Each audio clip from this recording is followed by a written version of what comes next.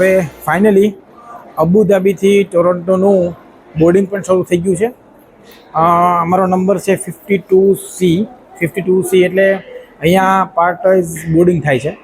એટલે 52C અમારો number છે સીટનો. એટલે એ રીતે અમે લોકો શરૂ કરી દીધું છે બોર્ડિંગ. હવે હજી તો પ્લેનને કલાકની વાર છે, બટ આપણે ખબર છે કે ઇન્ટરનેશનલ ફ્લાઇટ્સમાં બોર્ડિંગ વેલ્યુ શરૂ થઈ ગયા છે બહુ, એટલે પ્રમાણે આપણે એને ફોલો કરવાનું થાય છે. તો અમે લોકો હવે જાય છે ડિપાર્ચર ગેટ બાજુ, અને જ્યાં એરોબ્રિજ ઉપરથી અમારે એરક્રાફ્ટમાં જવાનું હશે. અમારો એરક્રાફ્ટ છે એરબસ 350-1000, એટલે એની સાથે આપણે આજે ફ્લાઇટ કરવાનું છે. તો લેટ્સ ગો ફોર ધેટ.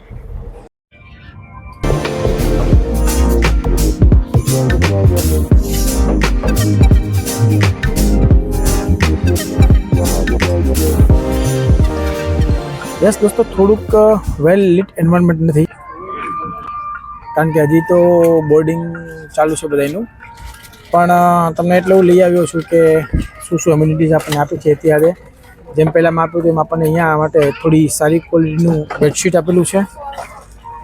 રાત્રે મસ્ત મજાની નીંદર આવી જાય એટલે આંખો ઉપર પહેરવાની પટ્ટીઝ, એને બસ સાવ ગુજરાતીમાં કહીએ આપેલું છે, અને હેડફોન. આટલી વસ્તુ આપણને અત્યારે આ ફ્લાઇટમાં આપેલી છે.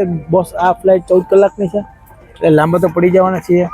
ટીવીની સ્ક્રીન પણ આપેલી છે, આની અંદર એન્ટરટેનમેન્ટનો ખજાનો છે, એની સાથે આપણે ચાલવાનું છે.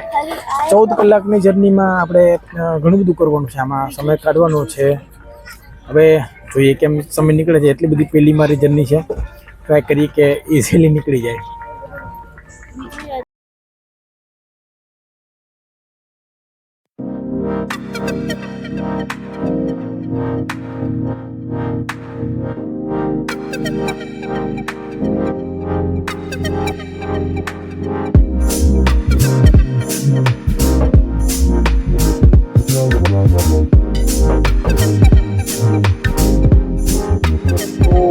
ભાઈ 14 કલાકની ફ્લાઇટમાંથી અમે લોકોએ ઘણો ખરો સમય કાઢ્યો છે, પણ છતાં પણ હજી ઘડિયાળ એવું બતાવે છે કે 9:15 કલાક અમને હજી પહોંચવામાં બાકી છે. અમે લોકોએ ઈરાન ક્રોસ કર્યું, ઈરાક ક્રોસ કર્યું, અને એ પછી અમે લોકો અત્યારે યુરોપ ઉપર ઉડી રહ્યા છીએ. અને એનો આખો મેપ જે છે એ અહીંયા ટેલિવિઝન ઉપર બતાવે છે.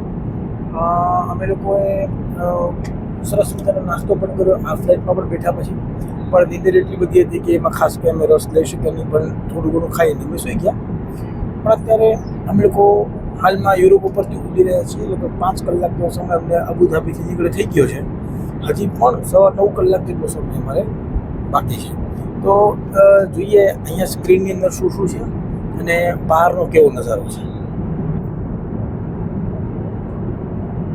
નીચે યુરોપ જે પસાર થઈ રહ્યું છે, સરસ મજાનો કિનારો નજારો છે. અને આટલી લાંબી ફ્લાઇટ હોય લોકો એની રીતે થોડું થોડું હલનચલન કરતા હોય છે, કારણ કે એક જગ્યાએ એટલા કલાક બેસીને રહેવું પરેશાન થઈ જાય છે. તો જુઓ, અમારા મેડમ હલનચલન કરે છે, મેં કરી લીધું છે. એક સરસ મજાની વાત તમને આ બતાવું. આ છે એ ટેલિવિઝન સ્ક્રીન છે, જેની અંદર આપણો આખો નકશો, આ અમારું પ્લેન છે. અમે લોકો અહીંયાથી અબુધાબીથી ઉપડ્યા હતા. અહીંથી અમે નીકળ્યા હતા અબુધાબીથી. અમારે જવાનું છે ટોરન્ટો સુધી. આખો પ્લેનનો રૂટ બતાવે છે. અત્યારે અમે લોકો પસાર થઈ રહ્યા છીએ અહીંથી યુરોપ ઉપરથી.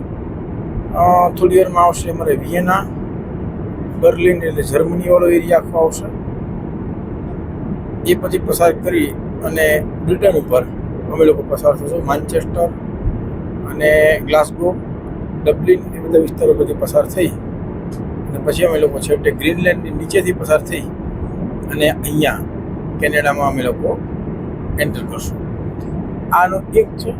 એના સિવાય પણ આની અંદર ઘણી બધી સુવિધાઓ છે, જેમ કે ટેલિવિઝન ચેનલ્સ આવે છે, ગુજરાતી અને હિન્દી ફિલ્મ્સ આવે છે, ઘણું બધું આની અંદર છે. અહીંયાથી તમે જુઓ છો કે અહીંથી જ તમે લાઇટને છે હેન્ડલ કરી શકો છો. એની ઉપર એક લાઇટ આપી હોય છે આપણી અહીંયા, એને તમે અહીંથી હેન્ડલ કરી શકો છો લાઇટની સ્ક્રીન ઉપરથી છે. અને ગુજરાતી, ઇંગ્લિશ, હિન્દી ઘણી બધી પિક્ચર્સ આની અંદર આવેલી છે, ગેમ્સ પણ આવેલી છે. આ રીતે તમને અબુધાબીથી ટોરન્ટોનો આખો તમને રસ્તો પણ બતાવે છે. કેટલા કલાક હવે થયા છે, કેટલા વાગે પહોંચશું, હજી કેટલું બાકી છે બધી ડિટેલ તમને સ્ક્રીનની અંદર મળશે. તો આવી રીતની ઘણી બધી ડિટેલ્સ સાથે હજી તો સાહેબેન અમારે તો સુતા જ છે, જાગવાનું નામ લેશે નહીં, કે થોડુંક અઘરું છે જાગવું, પણ બહારની સીન બહુ સરસ છે. એક અલગ વાત પણ બતાવું, આ છે ટોયલેટ પ્લેનનું. ભાઈ હવે આપણે ઇમ્પોર્ટન્ટ વસ્તુ છે તમને બતાવી દઉં પ્લેનના ટોયલેટ વિશે. અહીંયા સરસ મજાનો અરીસો બી છે, કમોડ પણ વ્યવસ્થિત છે, આખો અહીંયા સરસ સુવિધાઓ છે, કોઈ પ્રોબ્લેમ નથી. આ કાંઈ રેલવેનું પેનું કોઈનું ટોયલેટ નથી, બહુ ક્લીન, બહુ નીટ એન્ડ ક્લીન આની અંદર વ્યવસ્થા છે અને કમ્ફર્ટ પણ એટલું છે, હાઇજીન પણ એટલું છે. આ ફ્લશ છે, આપણે ફ્લશ કરવાનું છે, પાણીથી ફ્લશ નહીં થતું, અલગ ફ્લશ થાય છે. ટિશ્યુ પેપરની બી વ્યવસ્થા છે, બધી રીતે સરસ છે, પાણીનો નળ પણ છે, બહુ સરસ અહીંયા વ્યવસ્થા એહતિયાતની અંદર ટોયલેટની છે. તો બાપ સવાર પડી છે, હવે ક્યાંની સવાર પડી છે તો બહુ ખબર પડે એમ છે નહીં, કારણ કે રસ્તામાં અમે અનેક વિચિત્ર પ્રકારની ટાઈમ ઝોનમાંથી પસાર થઈએ છીએ, એટલે સમયકાળ તો ભૂલી ગયા છીએ. પણ હવે જરાક બ્રશ કરીને હું લઈ આવ્યો છું ચા. હવે આ લોકો અહીંયા કાળી ચા આપે છે પ્લેનમાં, એટલે થોડી રિક્વેસ્ટ મારી કે ભાઈ તમે દૂધવાળી ચા આપો, એટલે એને આવી રીતે અલગથી મિલ્કના નાના નાના કેન આપ્યા, સેશે આપ્યા. તો એ સેશે એની સાથે સાથે સુગરના પડીકા, એક બિસ્કિટ, ટીશ્યુ, આવી રીતની ચા આપણને મળી છે. હવે આપણે તો કાઠિયાવાડી કઢેલી ચા જોઈએ, પણ હવે અત્યારે વાંધો નહીં, ચાલશે. હજી નાસ્તો વાસ્તો બધું આવશે. અહીંયા પણ જુઓ નાસ્તો ચાલે છે સરસ મજાનો. એકચ્યુઅલી રાત્રે આપે તો પણ પછી ખાવાની અમારી ત્રેવડ નથી, નીંદર આવતી હતી જોરદાર, એટલે હવે સૂઈ ગયા હતા. એટલે હવે અમે એ નાસ્તો કરીએ છીએ અને હવે અમે આ ચા પીશું.